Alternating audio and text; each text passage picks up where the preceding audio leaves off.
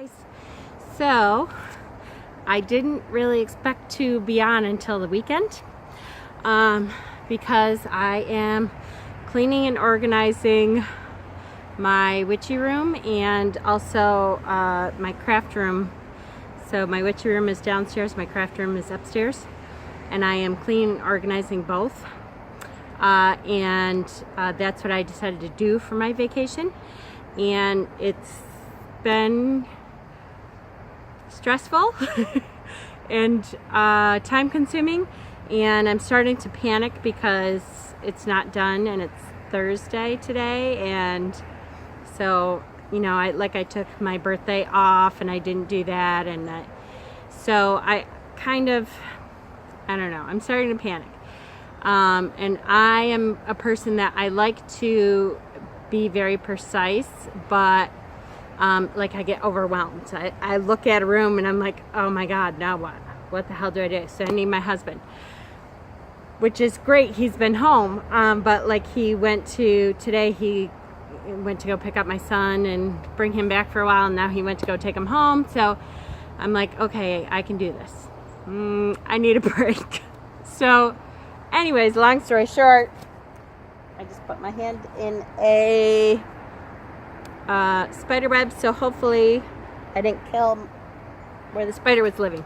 Anyways, I decided to do a quick video because I needed a break. I'm starting to go stir crazy and I miss you guys, and I usually do a lot more videos than that lately. So I had mentioned before that I have a cabochon collection, which is all in here. Well, not all of them, most of them are in here. Cabochons are stones that have been polished and shaped, and the back is flattened so that it's ready for jewelry. Because my original intention, and I still may, was to make jewelry. But what I figured out in kind of doing that is that when I make jewelry, it looks like a kindergartner does. My husband is really, really better at stuff. I have the vision for it, and then I give it to my husband, and he's the artist. He's the artisan person that eventually, if I teach him how to do jewelry, he will far surpass me and actually use all these cabochons. So for now, I use these cabochons for different stuff on my altar sometimes. When I need a stone that I only have in cabochon form, or that I have a bigger piece or a more prettier piece, I pull out my cabochons. So I'm going to try to show you my cabochon collection. And I came outside, even though it's not a very sunny day, because stones you can see a lot better in natural light. So we'll see. I brought a couple tools here to help me to display the stones, hopefully, and hopefully they work, because you know me, I'm kind of terrible with this. So this is a labradorite. I just love the flash. And when you get cabochon pieces in general, they're made to be flashy and showy and beautiful. So a lot of my prettiest stones are cabochons because they were specifically made to be pretty, because they're going in jewelry. So stuff like labradorite and stuff with chatoyance, remember that word, chatoyance, is specifically, but look at the back of that, even has this gorgeous chatoyance colors to it. So a lot of the pieces are, my prettiest pieces are in cabochons. So I really should learn how to make jewelry better than a kindergartner. It just hasn't happened. I'm sure, and I don't have the patience for it. That's part of the problem. So these are some of my other labradorite cabochons. I have some faces. I like the unusual, see the third eye? Hopefully you can see the third eye chatoyance with the indigo, the blue colored third eye in this little guy's third eye area in between his eyes up there. Love, love, love these labradorite cabochons. I get them from all over. I have specific sellers of some stuff. Cabochons in general, I have very specific sellers of cabochons. So I'm going to try.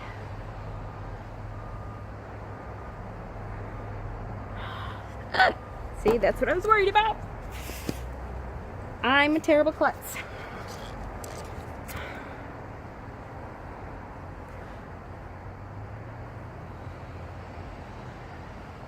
So this is a Scully cabochon, labradorite.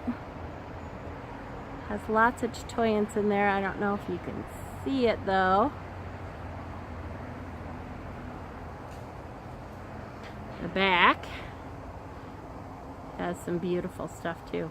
That's part of, I don't know, the other thing about putting this in jewelry is that like you lose the back of it if it's in a setting of jewelry.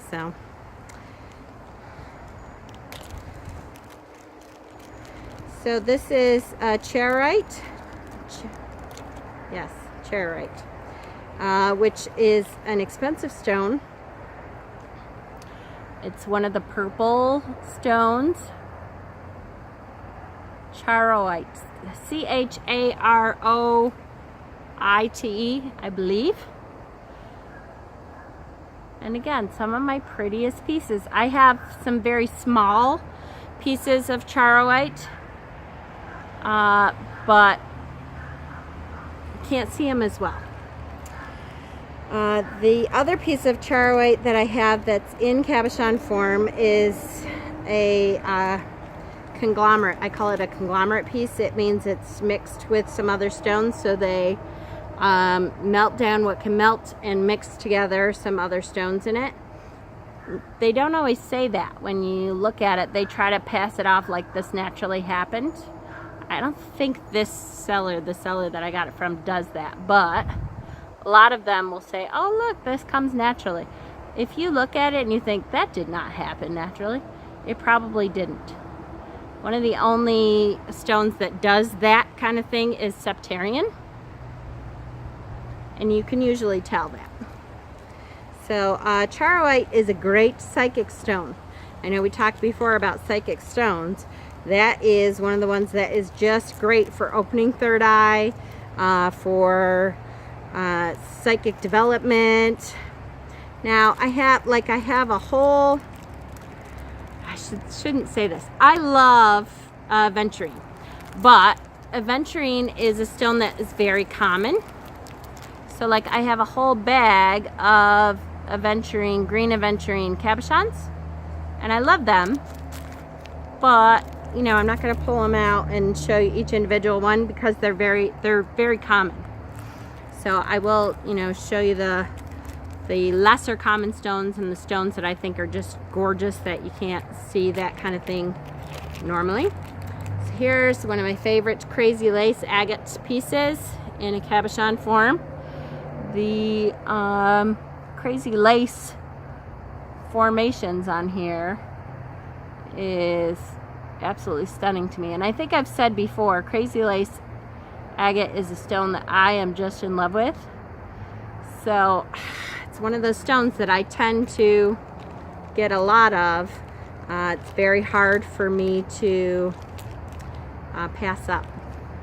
So I do have a lot of crazy lace. Love it though. It's great at calming. It's great at, it's a good grounder depending on what color. If you have some reds in there, it's really good at grounding. Crazy lace is really good for your solar plexus chakra, which is kind of your confidence level and your comfortability in a group. This is another one of the stones. I'm trying to remember what they call it. They don't call it a conglomerate stone. Darn it. My menopause brain here, I apologize. But, come on camera, you can do it. There you go. They call it something specifically when it looks like this. I'm trying to think of turquoise something. Ugh. I'm sorry, my menopause brain. These cabochons, all of these, I don't think I've bought a new cabochon in probably a year.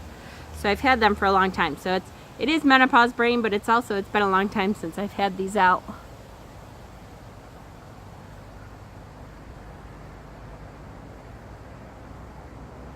So they're very pretty, and whatever they are, like one of these was malachite, carnelian, I believe. They still hold the energy of whatever stone it mostly is in there. So it's okay if it's a conglomerate stone energetically wise. Some people will tell you differently, and if you don't feel energetically, if you don't feel this stone the same after it's been melted down and put with something else, that's okay too. That's understandable. Sometimes I feel like you have to be really in tune with stones to feel it. Other times I think people just are not in tune with that if it's been altered in any way, and that's okay. Understand that there's a lot of stones though that are altered 99% of the time. Citrine is one of those stones that it's very hard to find a natural citrine stone. Most of the citrine that you see, like if you see, of course I'm not going to have one here, a piece that has the white on the bottom and it's like the really pretty yellow gold color on the top, that has been heated. It's heated ametrine, or not ametrine, amethyst, heated amethyst, which is how you get citrine out in nature. It's just that when it's in nature, it's heated over thousands of years, millions of years. So I feel energetically it's the same stone. It's just that we sped the process up a little bit. That's okay. Some people, again, will have a really hard time with that. If you can't feel it, or if you feel the energy is muted in some way, that's okay too. That's up to you. You just have to figure that out for yourself. This is gold, called Gold Sheen Obsidian. Or is this my pyrite piece? This might be pyrite. This is pyrite, guys. I apologize. So, yeah, it is. It's pyrite. So this is a pyrite cabochon. Excuse me. I meant to do this video fast. I just don't know if it's going to happen.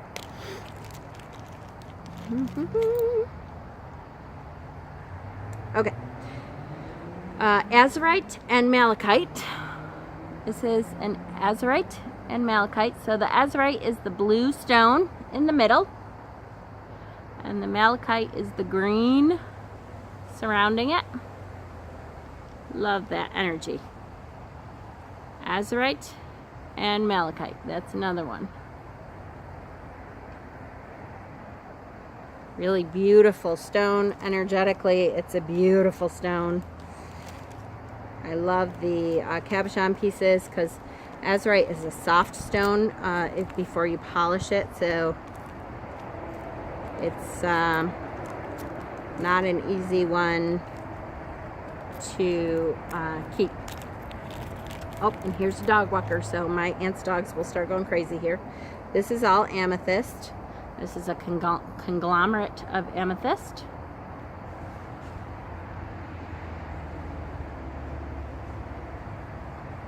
That one is just regular amethyst.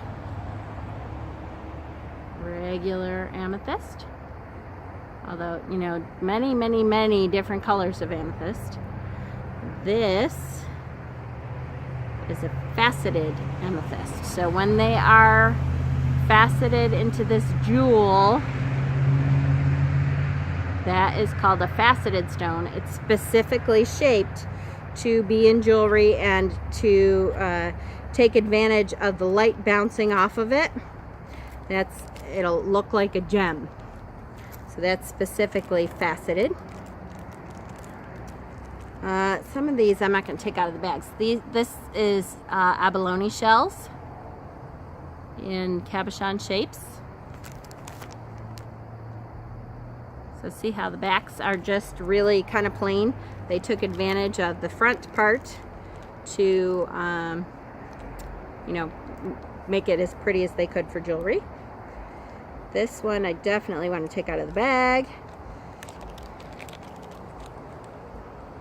This is blue aventurine. So we talked about green aventurine.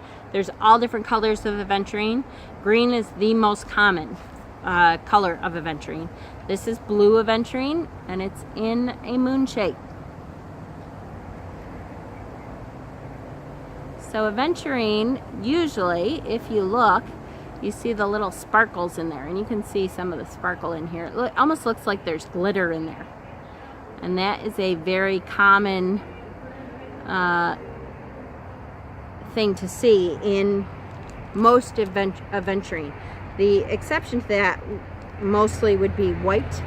White aventurine is usually not see-through, and it's very, very white, and it just really looks white. So let's see. Here, I'll show you a ruby. I don't know why I have some of these stuff that's together. I'm like, why do I have those three together? Ruby is the same mineral as sapphire and emerald, and it's called corundum. Whew. There you go. This is a faceted ruby, but this is a natural ruby, so it doesn't look like the faceted, they call it, when you find that clear kind of you know, red but clear. What am I trying to say? Opaque, you can't see through. The other that you can see through. Oh, I'm really sorry. That is called gem quality ruby. It is the same mineral as the sapphires that you find, as the emeralds that you find. Even the not gem quality. And I like to see my minerals in my stones.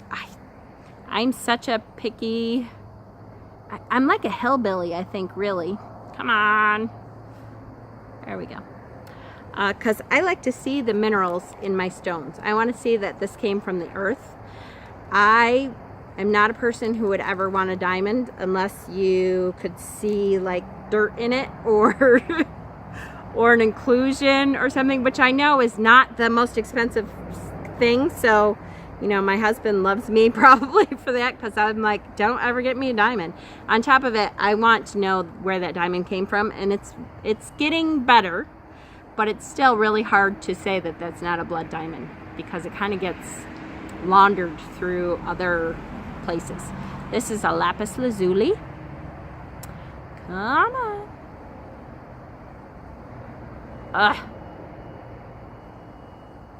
Lapis lazuli, I don't know if you can see, but has pyrite flecks in it usually. And so if you see the gold in there, it's usually, that's how you can tell the difference between sodalite and lapis, is the gold flecks. And if you don't see it, it doesn't mean it's not lapis, but much harder to tell. And I try to look for lapis with the gold so that I could tell the difference between the two. This is blue lace agate.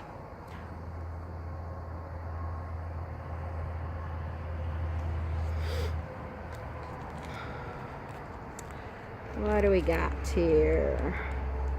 This is really just faceted hematite. So I'll show you that one in the center there. That's just faceted hematite. It almost looks like a mirrored look. This is one of my prized possessions. This is a piece of Sleeping Beauty turquoise. And if you look it up, this turquoise is a very expensive turquoise. It's not why it's one of my prized possessions.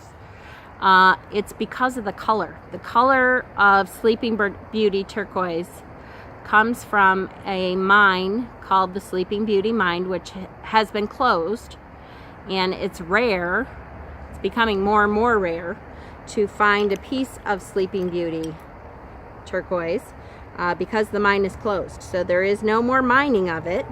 So what's out there is all there is. So if you find Sleeping Beauty turquoise, first of all, make sure you are getting it from a reputable dealer, because there's a lot of fakes out there, and a lot of people will try to upgrade their turquoise to say it's Sleeping Beauty, and you have to know your dealer to know that they are an honest dealer and would not sell you something. This piece, just to give you an idea, this piece cost me $30, which, depending on where you come from, may seem like a lot. It might seem like not so much, but for a piece, just a cabochon piece of turquoise would be a lot, unless it was the Sleeping Beauty mine turquoise. These I love. These are called solar quartz, solar eye quartz. Yeah.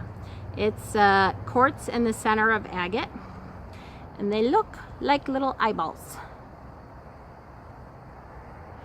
So someday I'm going to find why I got these and be able to do something specific with them, because I think they're the coolest things. I like different and unusual, guys. So they are really cool to me. I love the solar eye quartz. All right. Good. We're going well here. Moonstones. Moonstones, one of the best ways to get moonstones is in a cabochon piece. They are specifically cut to increase the chatoyance, that flash, which, let me see if I can get this to flash for you. I'm losing daylight here, so I don't know if it'll do it or not. Let me do it this way. There should be a blue flash in there, but boy, it's hard without that direct light. Oh, that's a little better. Okay. So hopefully you can see that there's a little bit of a flash in there. This one is probably better, I think. Yep. Okay. So there's that chatoyance of moonstone. Looks like labradorite, you may say. That's the idea. That is chatoyance. Labradorite, moonstone. What else has the high chatoyance level? I don't know. I can't think right now. Because, my brain just does not always do this. Okay, here's some great malachite. Some of the malachite that I have. Here, I'll show you the conglomerate malachite that I have. And again, it's funny to me that a lot of sellers will try to sell this to you and say, this is just malachite. It's just malachite. Sometimes naturally comes in a form that looks like this. It does not. It doesn't mean it's worthless. I love my malachite, conglomerates. They're beautiful. This, I believe, has some copper mixed in with it. And my guess is it's probably resin that holds it all together. They take the chips, they melt resin, and they put, some copper into it. And it's beautiful and metaphysically has the energy of malachite. Yippee. To me, that's fine. I don't have any problem with that. Just sell it like that, because it's not one big malachite piece. They should be cheaper. So here's a malachite leaf. That is a beautifully carved leaf out of malachite. And here is my favorite malachite stone. Now this is one piece of malachite. And again, it's a cabochon. So they have taken the most beautiful part of the malachite and carved it in such a way that you can see those beautiful rings in the malachite. Totally awesome. Love them. At one point I thought maybe I was just going to glue all this onto, a big piece of cardboard. Not that I would do. It would have to be something really pretty, like a I don't know, an oak board or something. But I thought, you know, I would just do it all onto one big thing to so I could show them, because they really sit in my little box here a lot, which is kind of sad, but you know, that's why they're out, I guess. They're starting to feel bad. So here's a whole bunch of tiger eye cabochons. I don't want to take them all out. Actually, there's one, see the cat's eye stone there? That is called chrysoberyl, I believe, is the natural cat's eye stone. And then the rest of these are tiger eye cabochons. Here is my other turquoise cabochons, which are absolutely beautiful cabochons. Wouldn't you love jewelry made out of that? See, I should really start learning how to make jewelry. I know. What I need to do is train my husband a little bit better. He's doing so well. Wait till you see the stuff he's drawing right now that we're going to put on Etsy. So I love stone cabochons that have cameos in them. See all the little cameo pieces? So I have been collecting them for a long time. What else is in here? Oh, look. This is quartz with rutile in it. Hold on. I'm trying not to drop all these. That's it. See the rutile, gold rutile pieces in the quartz? That's it. And this also has an inclusion of some kind in there. I believe it's hematite because of the way it looks.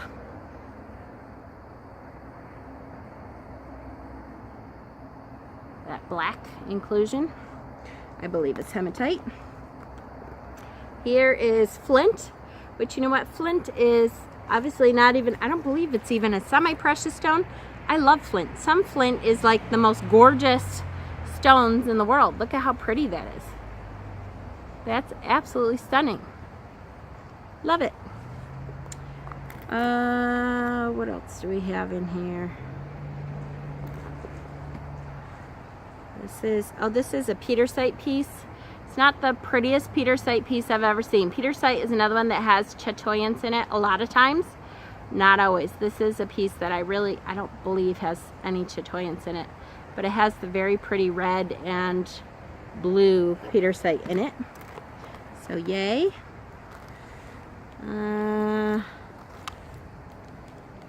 This is called Sci-Fi Jasper. And some of my favorite cabochons.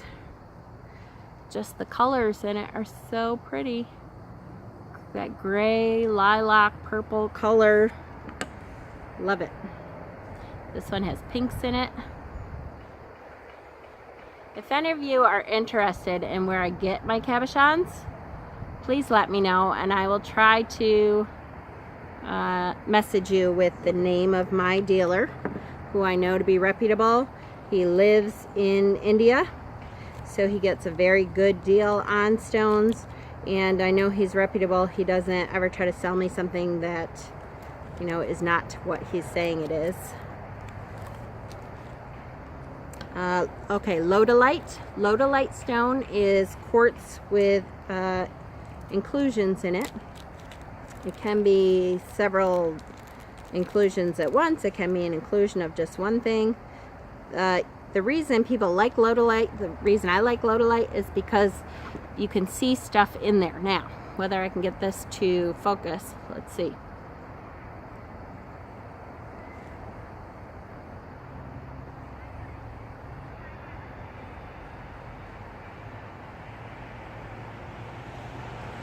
Oh, come on, camera.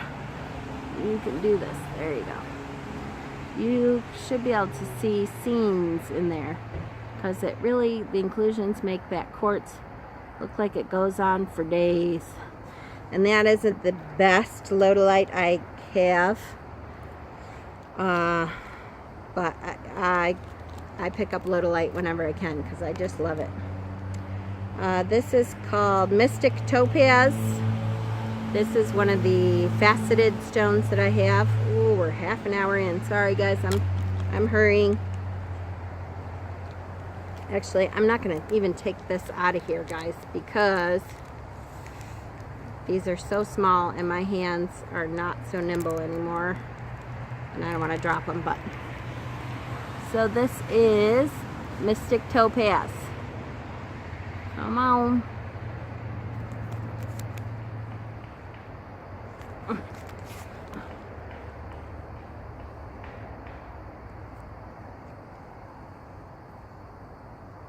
There you go. See that fiery color in there?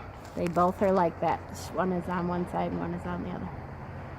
So, and I got two of them because, you know, someday I'm making a pair of earrings. I swear, I'm going to do it. Okay, here's some more labradorite. Whew, as we go on here, 30 minutes and I didn't bring a drink out, so sorry. Labradorite is one of my favorite stones. My absolute favorite color of labradorite is purple. That, of course, is the most rare of colors. So it's hard to find some. The best one I found is in my cabochon. And this is really, if there's sunlight here, you can see it much better, but you can catch some of that purple chatoyance in there. This is a beautiful blue, and I actually like the stripies. Apparently the stripies in the labradorite make it less valuable. I'll take it. I love the stripes in it.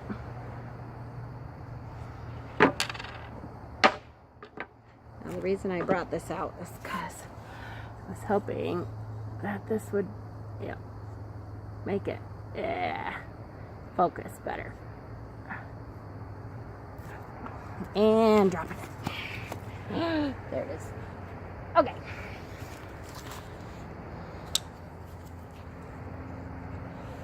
So, hopefully you can see that gorgeous chatoyance. Yeah, look at that. Beauteous. And this one. This one is a deep blue.